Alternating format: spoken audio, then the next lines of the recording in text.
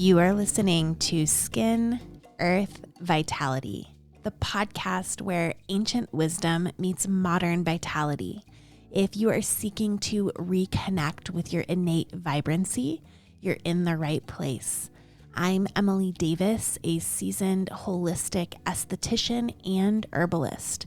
Join me as we unlock the secrets of ancient skincare practices, explore the beauty of seasonal and nature-based living, herbalism, and true holistic well-being for you and the broader ecosystem.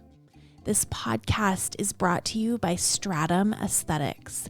Head to stratumaesthetics.com to find curated skincare, body care, and other wellness products hand-selected by me. Now enjoy the show.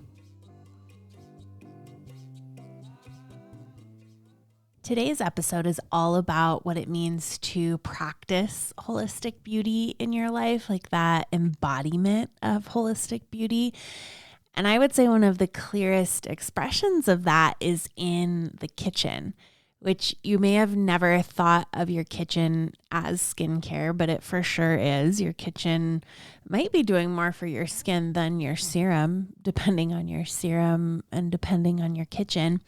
But today it's just all about how to stock, equip, and enjoy cooking, because cooking from scratch supports radiant skin, and we can't cook from scratch regularly in a sustainable way unless we can find some joy in it. And I would argue that the food that we make holds energy. So finding joy in making our food makes it that much more nourishing. So my intention in this episode is to create some inspiration for a kitchen environment that is organized, aesthetically pleasing, and conducive to mindful cooking. So if you know that food affects your skin, but you feel at a loss, might I suggest with starting with something that you can control quite easily, which is the space and the tools. And I know most skincare podcasts talk about products, not pots and pans, but I want to build something a little bit different over here. I started cooking on my own when I was 9 years old. The first thing I learned how to make by memory was cornbread, and I would make it all the time. As a kid, one of the careers that I wanted to pursue was being a chef. I just loved playing in the kitchen. And when I moved out on my own, cooking for others was just such a love of mine. My first really great meal that I would make all the time was this black bean soup. I was a nanny, and the lady I nannied for shared the recipe with me, and I just thought she was so sophisticated and classy, and this soup was just so easy, and I still make it all the time. I actually made it last week and had it for lunches all last week, and every time I make it, it just reminds me of my first apartment, because I made it in there so often because it's so cheap and so filling. And back then I loved Martha Stewart and Ina Garten, and I was obsessed with the Food Network all through my 20s. That's how I really learned how to cook well, was from watching the Food Network. It was the golden age of the Food Network. Cooking is just one of the great loves of my life, and I truly do believe that cooking homemade meals for yourself with coherence is a foundation for healthy skin, and healthy skin is beautiful skin. And so that's why I'm bringing this into the podcast lineup. And I believe it so much that it's actually week 3 in my program, Reclaim Your Radiance, which is an action-based program that guides you through the foundations of healthy skin. So I have 8 pillars of lifestyle that I believe are the puzzle pieces that must come together before anything in a bottle can really do much for your skin. So I've got the program returning June 1st. So if you're interested in signing up for the waitlist to be the first to be made aware when it is back, head to the show notes. There will be a link there that you can sign up for that. But today I want to chat about what makes a kitchen feel good to be in, the simple tools that make cooking more enjoyable, and how food made with love and made with presence can be a big part of your skin ritual. And I'm coming from a background of chasing food dogma. I have dabbled in all of it, paleo, vegan, keto, you name it, I've done it. But what I've come home to isn't really a labeled diet. Obviously, our diet just means what we're eating, but I don't necessarily follow like a labeled diet. Like I said, it's really just simplicity and intention, not just what I eat, but how I relate to food. And I have seen my skin do so much better eating in this way, and my digestion and all the things. And the truth is, our bodies love homemade food made with ingredients that existed before the Industrial Revolution. And I'm not interested in adding to the food noise that is out there. It's just gotten kind of stale to me. But what I think matters is find the kinds of foods that feel good in your body. Make sure that you're getting enough protein, fiber, fat, and antioxidants. And from there, we're going to talk about how to orient toward the food in a way that brings you back to your body. For me, I just really want to cultivate a relationship with food that feels very intuitive and ancestral and uncomplicated, regardless of what foods that I'm choosing to consume. And as we start this conversation, I do want to name something that might come up when we talk about cooking from scratch, and that's the idea that it's a privilege, because honestly, that's not wrong. It takes time, it takes energy, access. Cooking from scratch, I do find to be more affordable, but also sometimes it's cheaper to go through McDonald's than to buy all of the ingredients up front. So there's some privilege there as well. But the fact that it's become a privilege to feed ourselves well is a systemic failure, and that's not how it should be. That's really messed up. And it doesn't change the fact that our bodies still respond better to foods made from scratch. And I think part of what's happened I don't want to get too into the weeds about this, but I do think it's worth talking about. Somewhere in modern culture, especially when women entered the workforce and convenience food exploded, we did lose something. And that's not because women started working. Hi, I'm a woman. I work. I run a business. I love working. I mean, I do want to be barefoot in the kitchen, but also I want to be able to open a bank account and have a credit card. I'm really glad that those are things now. So I'm not saying something weird about women belong in the kitchen. I think women belong wherever they want to be. But what I am saying is a lot of homes, whatever those homes look like, there's often no one holding the role of deeply nourishing the people in it. So that might be a parent, a partner, a solo person feeding themselves with care, a single mom doing her best to keep everyone afloat. But the role itself, that role of remembering that we all need real nourishing food in order to thrive, that role got kind of dropped, and I would say we're feeling it. And this conversation isn't about like getting caught up in some sort of nostalgia of Leave It to Beaver. It's just about reclaiming the fact that nourishment matters, and it doesn't have to be fancy or perfect or Instagrammable in order to count. It just has to be real, and it's not about being like a domestic or this wholesome good girl. It's just about remembering that your body is worthy of food that's made with attention, and that building a life where you feel well fed is radical, and it's a beautiful thing. And it's unfortunate that somewhere along the way, cooking got framed as either oppressive or as optional. And I think that's been hurtful to us, because every human, every family deserves to be well nourished. And it is also true that creating whole food meals can feel freaking hard. We're busy, we're tired, but feeding ourselves and the people we love is one of the most beautiful, sacred things that we can do. And I want us to find ways that make it feel that way again, and also making it accessible and doable, and having the right tools can definitely make it feel a lot easier and a lot more enjoyable.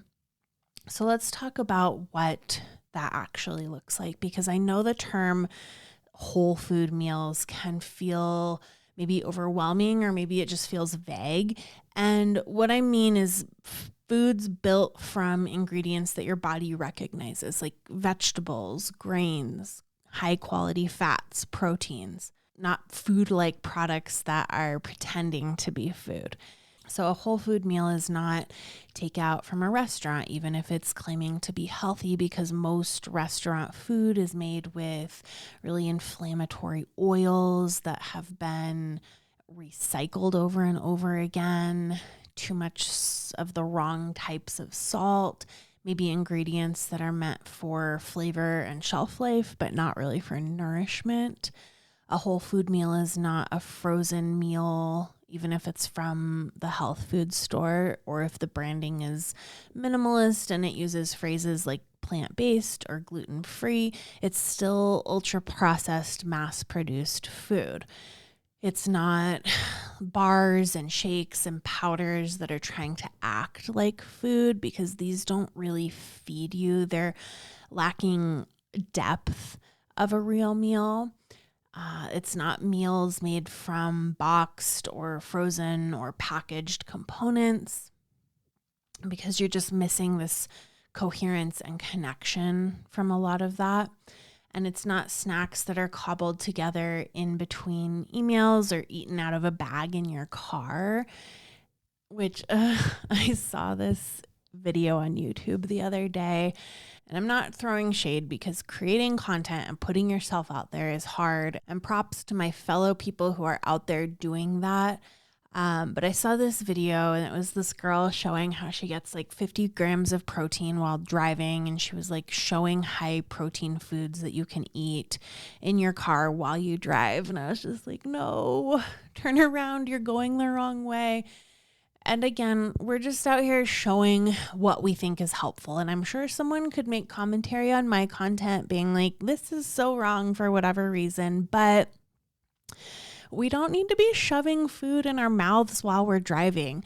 Our digestion works so much better when our nervous system is in a parasympathetic state, and driving, even if you don't feel stress, activates the sympathetic nervous system, which diverts blood flow away from your digestive organs. And also just like smelling, seeing, slowly interacting with your food helps to signal your body to start producing saliva and stomach acid and bile and the enzymes that we need. And so eating while we're driving cuts that process short. You're often not chewing fully if you're eating while you're driving. There's just so many things. Like, I just think it's so important to try to really focus on sitting down and eating. And if your life doesn't support that, we have to figure out ways to change that, because there's always going to be a million excuses or arguments for our limitations, but that doesn't change the biology of our body and what our body really needs. And I also don't want to say like, never eat out again, because I love a good restaurant moment, but most of the time homemade meals are the best skin food that you can give yourself. And that's because when you cook at home, you're not unknowingly loading up on ultra processed ingredients that spike your blood sugar or cause inflammatory reactions in your body. You're using real ingredients, whole vegetables, good fats, quality proteins, herbs, spices, all the things, which means more nutrients. And that really matters, because your skin's a nutrient hungry girl. She needs things like vitamin C for collagen, and zinc for healing, and omega-3s for barrier repair, and antioxidants for environmental stress. So when your meals are made from scratch, you have a better shot at actually getting those nutrients in usable forms without the additives that might mess with your gut or your hormones. Blood sugar balance is another big thing here. Spiking and crashing your blood sugar all day long, which takeout and processed snacks are really good at, is going to trigger inflammatory hormones. And when they're chronically elevated, they can drive breakouts and oil imbalance, redness, even collagen loss over time. And then finally, homemade meals usually mean more fiber, which is going to feed your gut microbiome. And that matters because the gut and the skin are intimately connected. They're in constant communication through the immune system.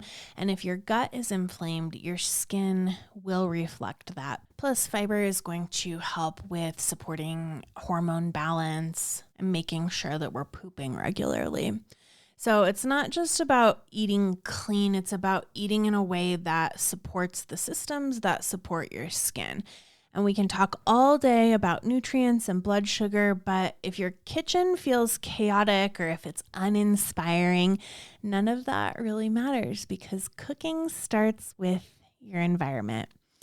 So my ultimate kitchen inspiration is the kitchen from the movie It's Complicated with Meryl Streep and Alec Baldwin. And it's just this like dreamy, relaxed French vibe with copper pans and giant bowls of lemons. And I just want my life to be a Nancy Meyers movie. And so I take a lot of inspiration from her films she produced.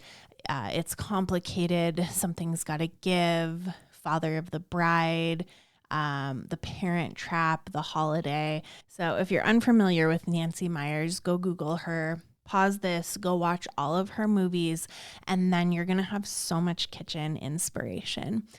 So if your kitchen stresses you out, you are not going to want to cook. If the drawers are overflowing, if your knives are dull, if there's nowhere to set a cutting board, it's going to be really hard to feel inspired.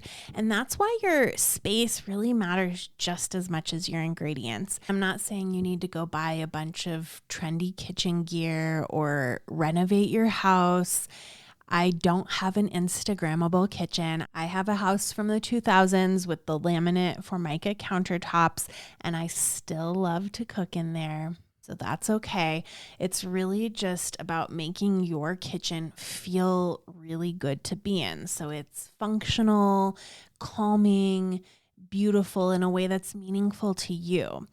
And a well-equipped kitchen does not mean you have everything. It means you have what you need to cook with ease. So the basics, a sharp knife, some clear space to chop, a place to keep your herbs visible. Because when your kitchen is set up in a way that's going to invite you in and not overwhelm you, you're going to be so much more likely to actually show up and cook. And when you cook more often, you're nourishing your skin more often. So it becomes part of your rhythm rather than just like a special event. We want your kitchen to feel supportive of your self-care, not as like a source of resistance. Because if your knife sucks, you're just not going to feel excited about cooking. It's like I make sure that I get really good smelling cleaning supplies because they make me actually want to clean.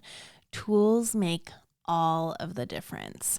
Okay, so I'm just going to read off a list of things that I really like to equip in my kitchen.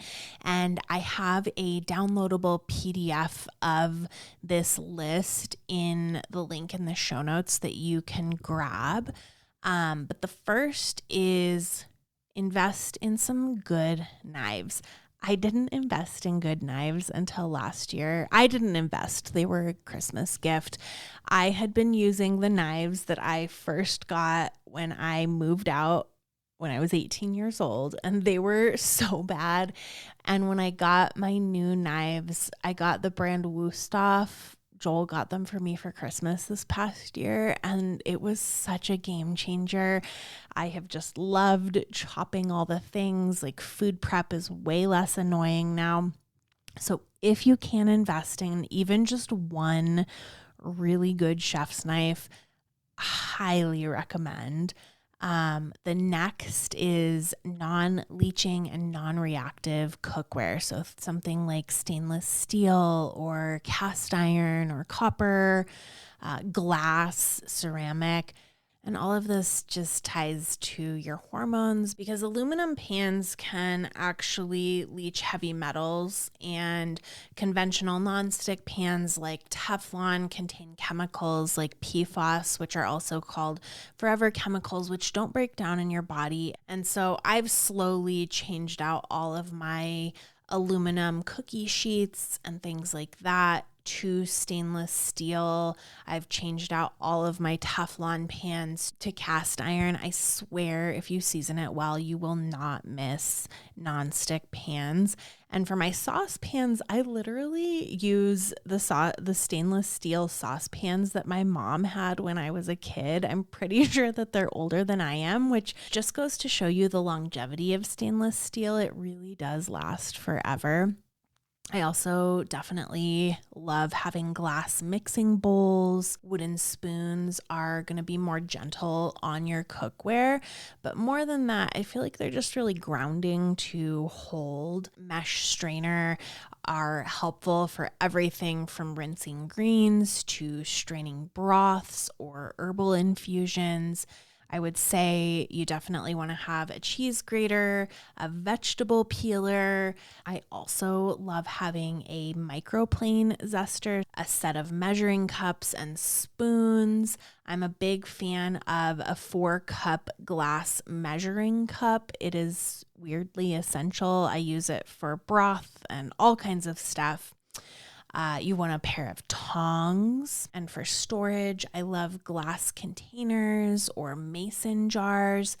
And then you definitely want to have a kettle. I use my kettle multiple times a day, and because of that, most kettles are made out of aluminum. And so after my last kettle bit the dust several years ago, I bought a glass kettle, and I'm probably going to butcher this word, but the borosilicate glass is like glass that's really resistant to heat, and it's not going to crack if you're heating it up on the stove. But I just feel like if there's something like a kettle that I'm using all the time, I for sure wanted to have a glass one for that. A large wooden cutting board is so much better than plastic because it's not going to get tiny pieces of plastic in your food or leach plastic, but wooden cutting boards are also easier on your knives. Plastic is going to dull them out faster, and then they're also naturally antimicrobial. And so to deep clean a wooden cutting board, you want to scrub it with coarse salt and a lemon. Another item that has become an essential for me is an instant read thermometer. So this is like a thermometer that you can stick inside of meat, and it's going to instantly read the temperature for you. I use this all the time just to make sure that the meat has been cooked properly and it's actually done. And I also use it when I'm making bread if I'm not sure if it's cooked all the way through or not. Another item that I love is having a digital scale. This makes for less dishes, and when baking, it's just kind of fun to make things more precise. And I've found that measuring in grams when making things like homemade sauerkraut really cuts out some room for error. I have ruined many things of sauerkraut in my day, and I have found that when I measure it in grams, that just takes out a lot of problems that I seem to have. Speaking of sauerkraut, if you want to pickle anything, I highly recommend pickle pebbles and pickle pipes, which fit with regular wide mouth ball mason jars. And as I've said, I've made many mistakes when pickling, and with those products, it's been as close to foolproof as can be expected. So I highly recommend those. Another item that I highly recommend is called a super cube. So SOUPER cube. And these are these silicone cubes that you can pour soup or chili or anything liquidy in them and then freeze them. I have the 2-cup ones. So depending on what it is, I can just take a cube out of the freezer and heat it up in a pan and have a meal ready to roll. I recommend getting a Dutch oven at some point. You can invest in a super expensive one. I do think it's a great investment, but you can also find much less expensive ones. But just make sure to research the materials that they're made with. I use the Dutch oven to make soups and meat stock. I bake bread in them. They come in handy very often. I also have a large stainless steel pot that I'll make soup in sometimes if I don't feel like lifting the heavy Dutch oven. So I would say have one of those on hand as well. Soup is just such an easy one. It's such a potent skin food. It's so easy on our digestion and so hydrating. Anything that can make soup more easy for you to make on a regular basis, I'm a big fan of. And on that note, this is another nice to have, but I really, really love the Instant Pot, which is a pressure cooker. It also can double as a slow cooker, a rice cooker, a steamer. It can even be a sterilizer. So it consolidates a lot of bulky appliances into one pot.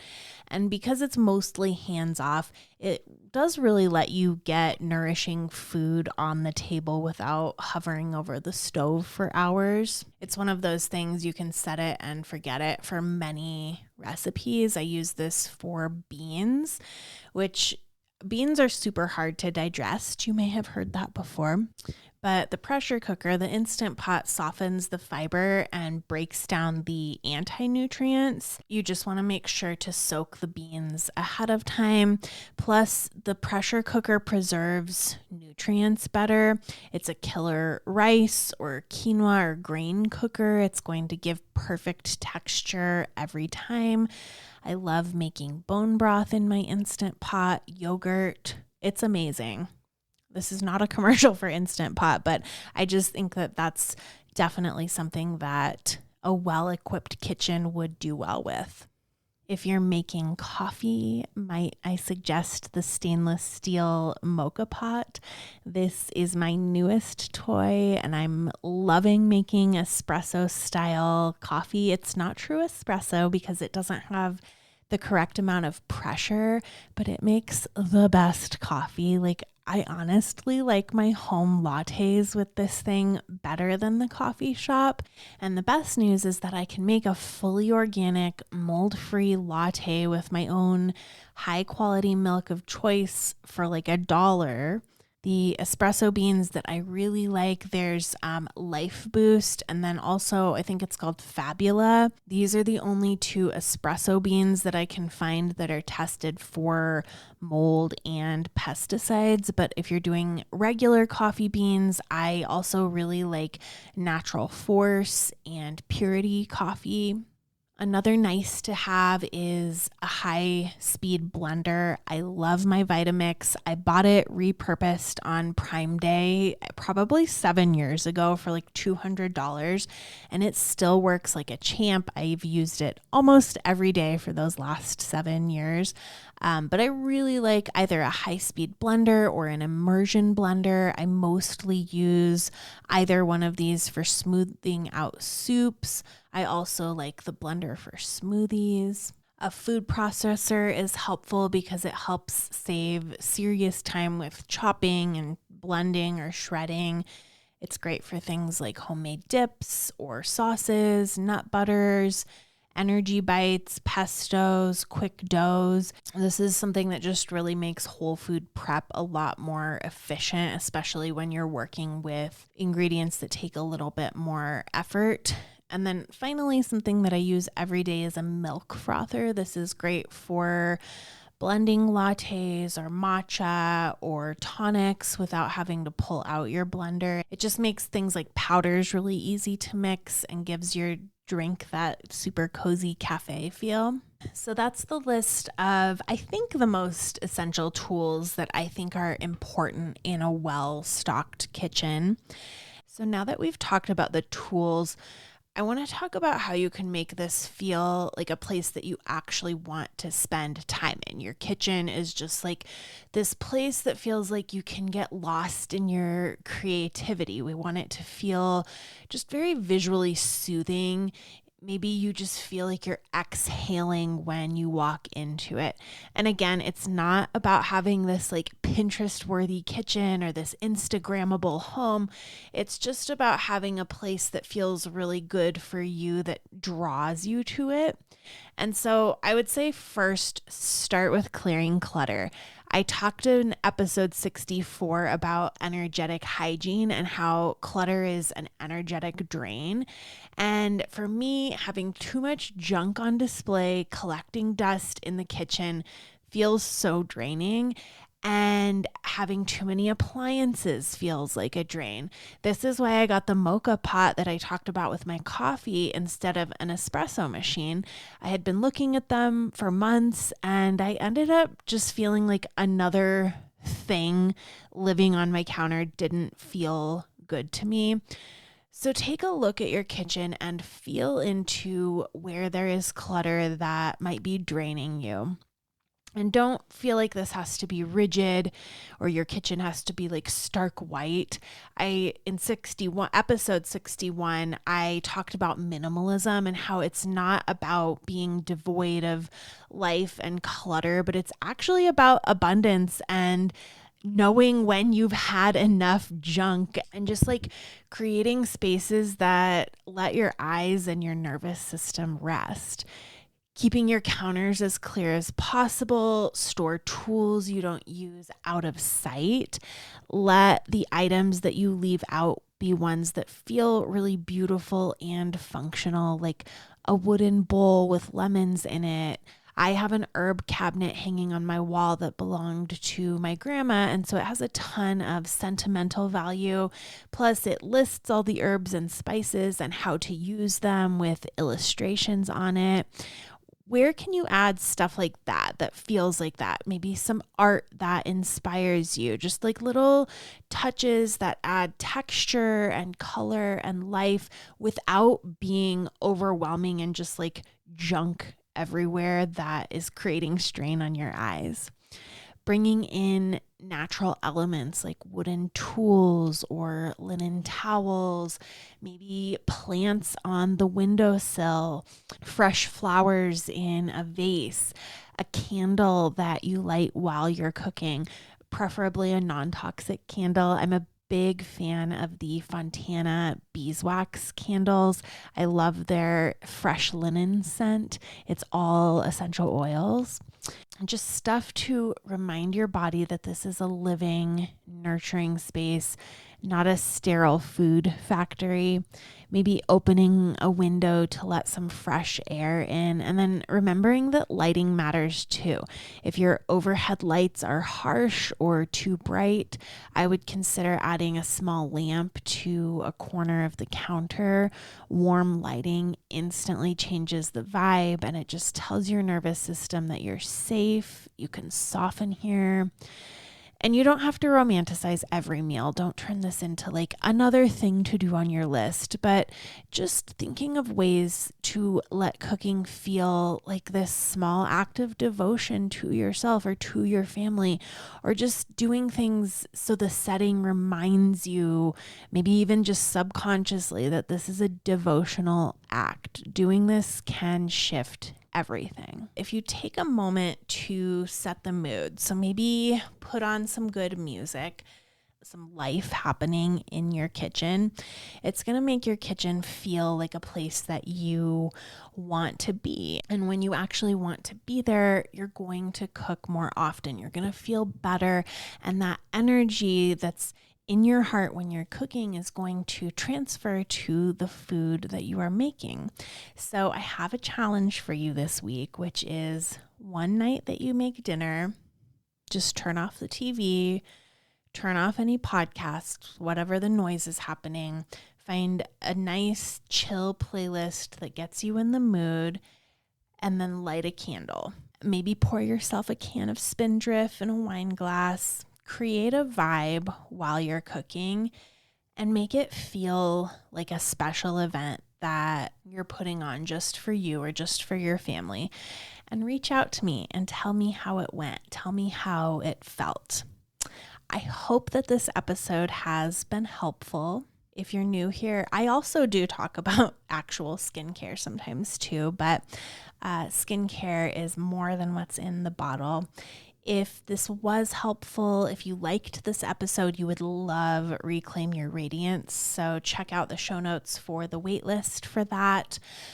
Please send this to somebody that you care about that would find value. Leave me a review. Reach out to me on Instagram. I will be back next week, and until then, be well.